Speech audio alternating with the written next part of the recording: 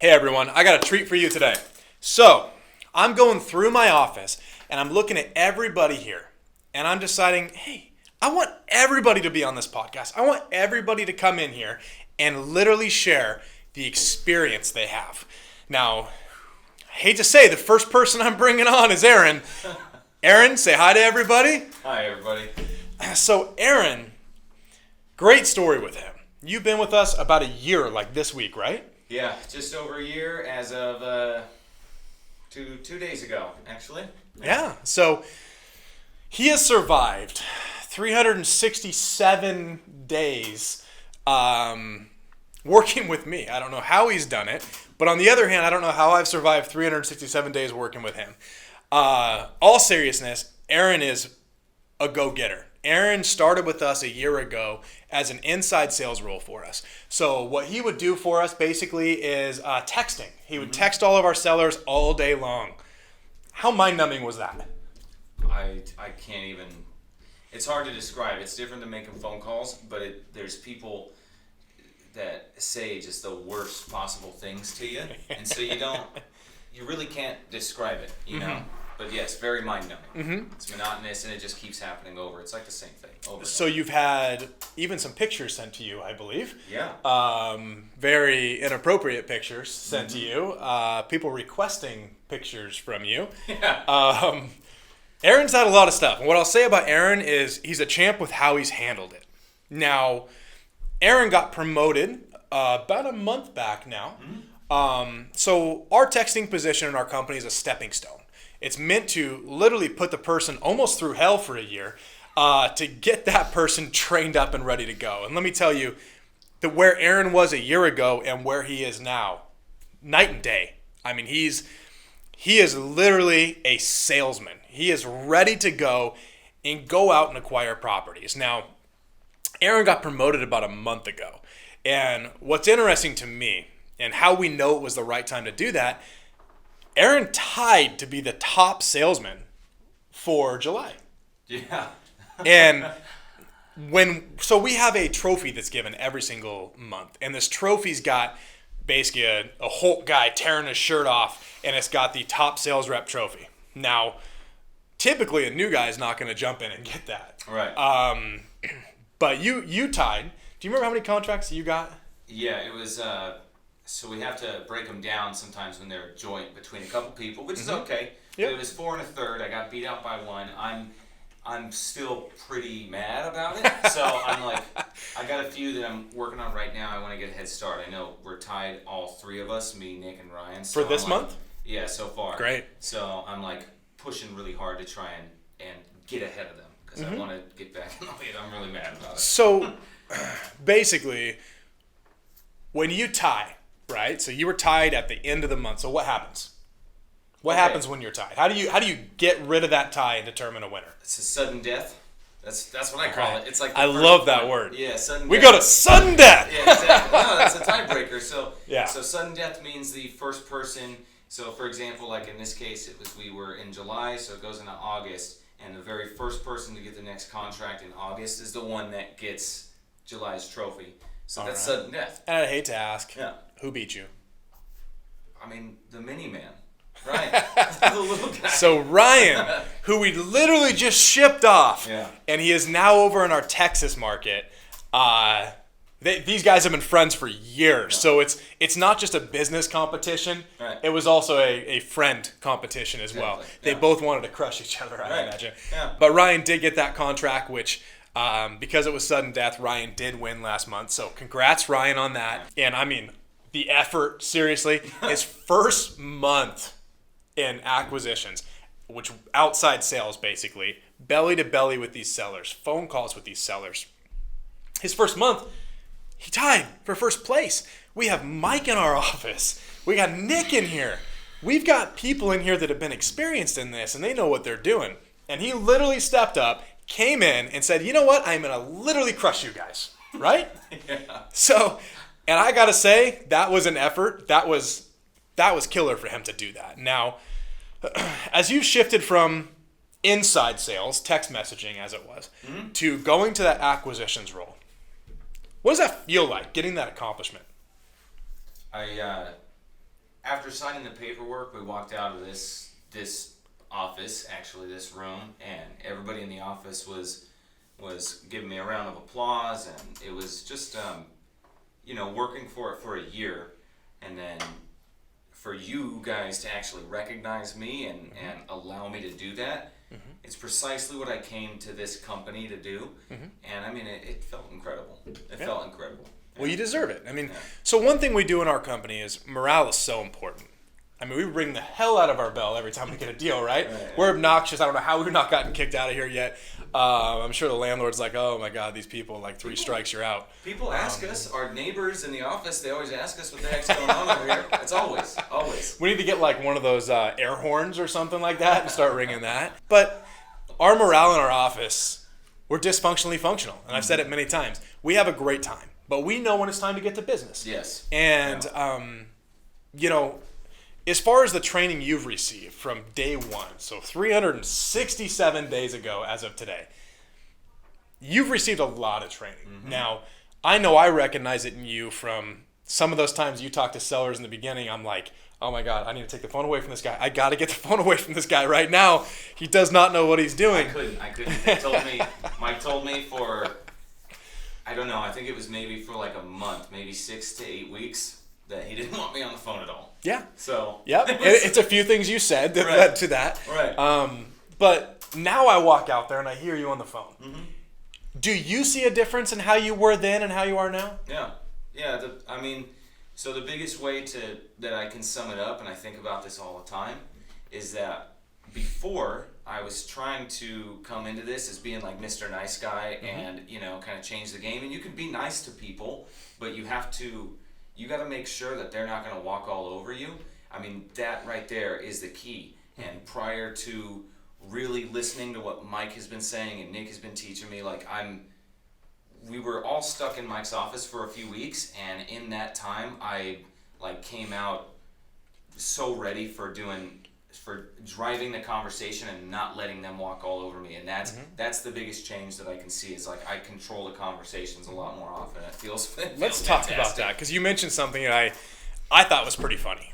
So Mike, my COO, he has a office in here, and most of these guys are kind of out in the open in a bullpen area.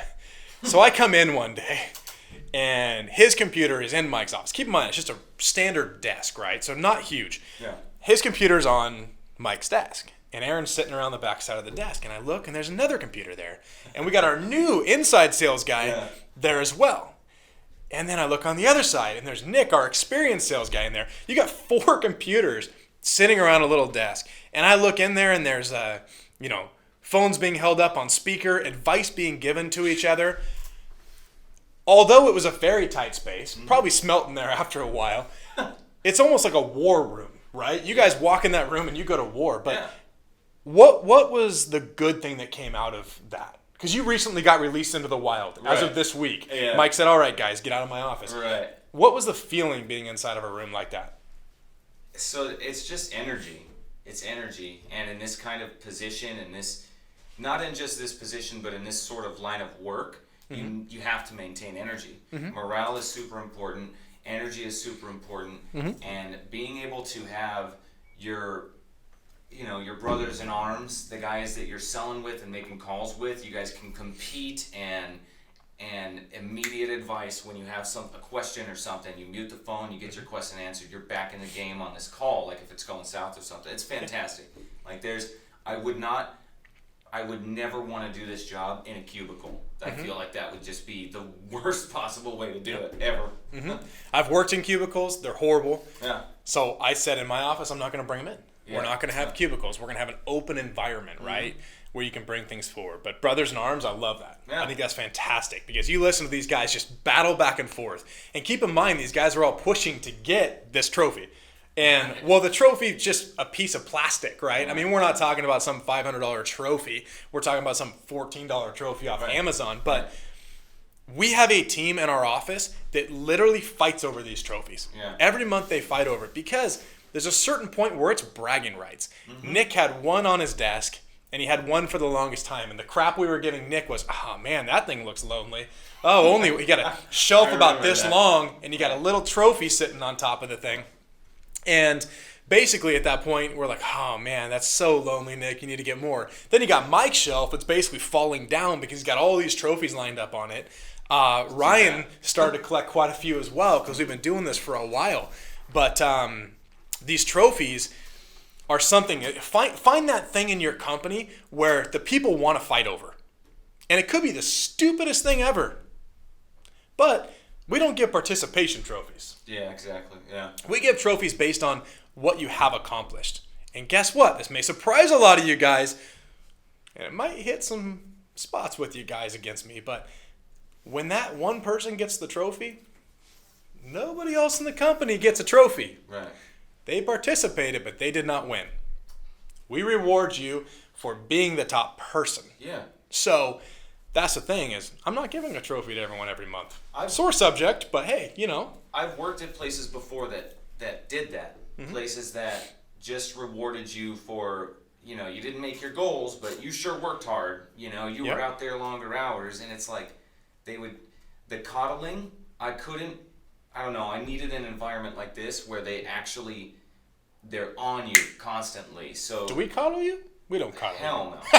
Yeah, and then in this office though, you know, like you were saying, is that yeah, we have a good time, morale is really high, but then as soon as work needs to be done, literally this morning, everybody was feeling in a good mood, came into the office, and Mike heard us talking, and he was like, you guys are talking way too much, I don't hear a whole lot of focus, and we all just shut up immediately, and then boom, now Nick's on an in-person appointment, you know, I've got an appointment to go to on Saturday, so we're gonna get it.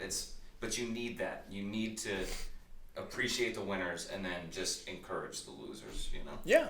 And let's talk about, so we've talked about office a little bit.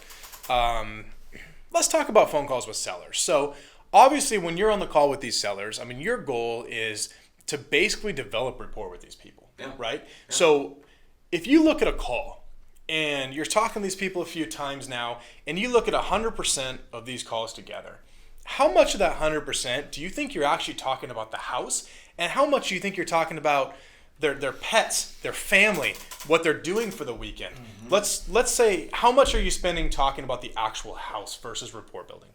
I need to get to like 99% or 90%, but I mean realistically, because I got to get better at that. You know, but you want to talk about things in their life, of course, right? But what I mean is like, so you should be talking like 90%, 95% about the person and about what their goals are and what it is that this sale is actually going to allow them to do, and you need to associate yourself with that good feeling.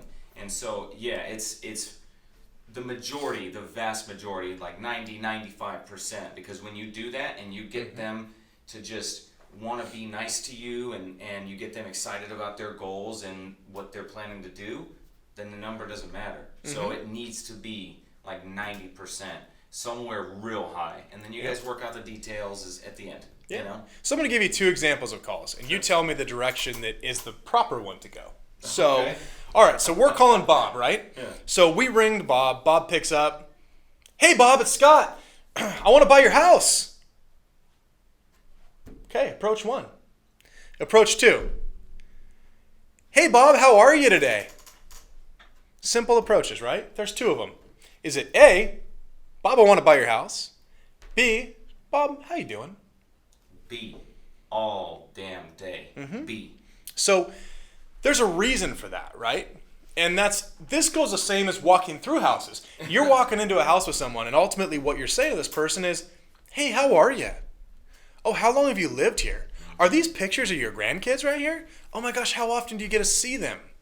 Versus approach, more direct, saying, hey, oh, wow, I actually got to walk into this shit box? Right. Oh my gosh. Oh, what is that smell? Yeah, you got to fix oh my that. gosh. What happened there? Exactly. Why you let it get like this? You know what I mean? Yeah, so when you're walking through the house with someone, you're not typically talking about the house, right? You're talking about them. No, they're not about the condition, things like that. There's kind of a fine line there. So, for example, I met with somebody 3 weeks ago, something like that, And this is the first time I met him. I had been on the phone with him for 5 minutes prior to that, and I got into the house, and he was trying to just talk about the house. Yeah. Keep it just very professional. And was his guard up at that time? He really didn't know what to expect? I mean, a little bit, but yes, when he wanted to talk about the house, I knew, like, I need to get away from that, So I saw this big room divider that he had, and it was beautiful. It was like from Japan or something. He told me his dad gave it to him, and I just saw that, and it was super unique, and so I asked him about that. I was like, man, this thing's incredible. Like, how did you get that? And then he went on about how his dad was in the military and they used to travel the world when he was a kid, and that's where they got all this stuff from. And that's from there. I don't think we talked about the house at all in that interaction. And yes, I did get the contract. So you closed the contract. Did you get the contract at the appointment?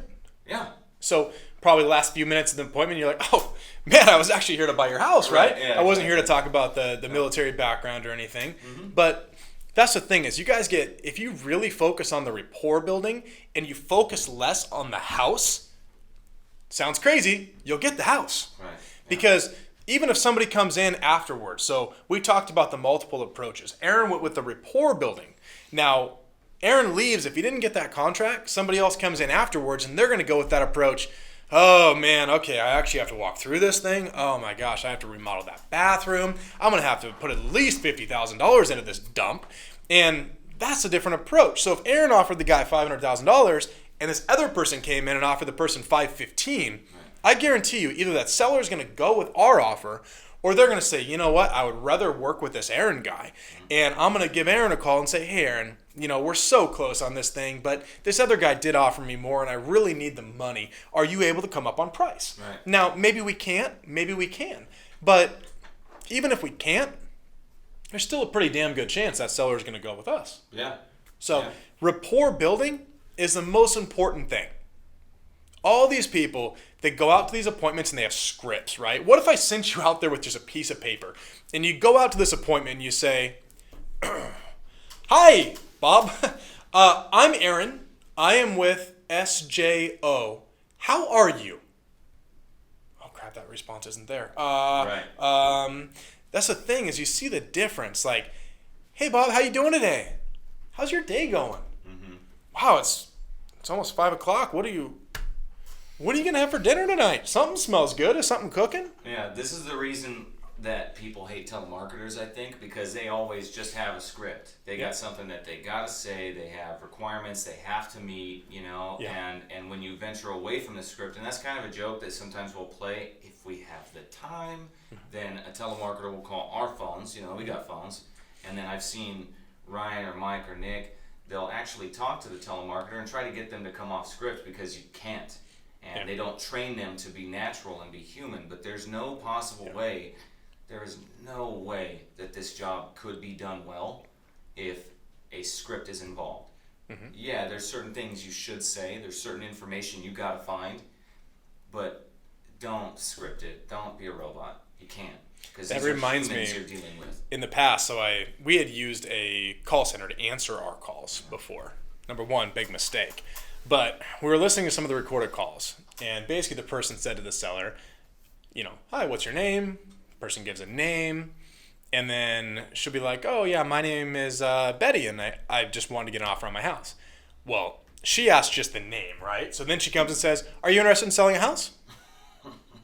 Well, she just said. And the lady said, well, yeah, I want to get an offer on my house. It's a 3-bedroom, 2-bath. Great. How many bedrooms? 3. Okay, great. How many bathrooms?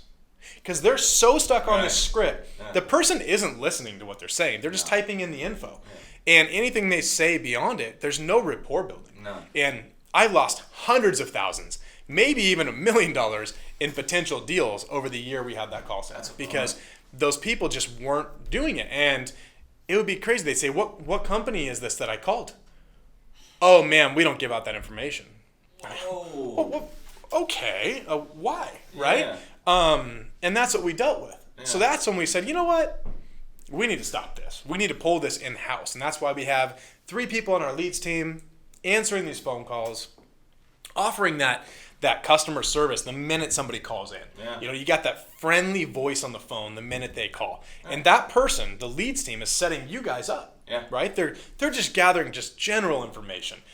Guys, let's be honest. We're not going to waste time with sellers on something we can find out ourselves. You can type the address into Zillow or Redfin or something like that while you're on the phone. And instead of saying, okay, how many bedrooms, how many bathrooms? Instead, your approach is, oh, yeah, Betty, so I see here your house is a 3-bedroom, 2-bath, about 1,500 square feet. Is that correct?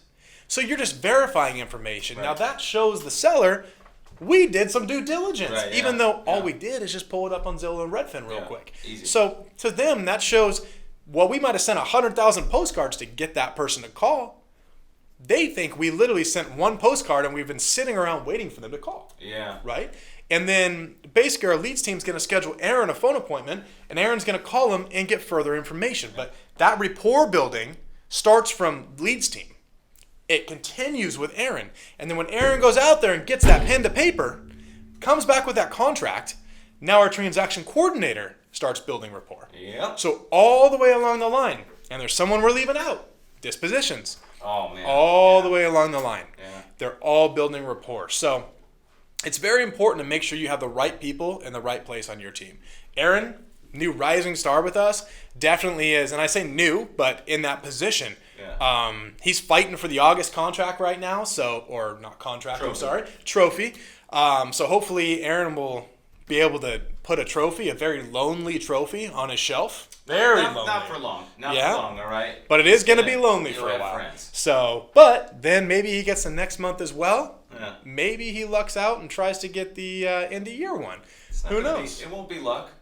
It's No. not like it's just going to happen because I read a fortune cookie. Little It'll happen confident. because I make it happen. Yeah.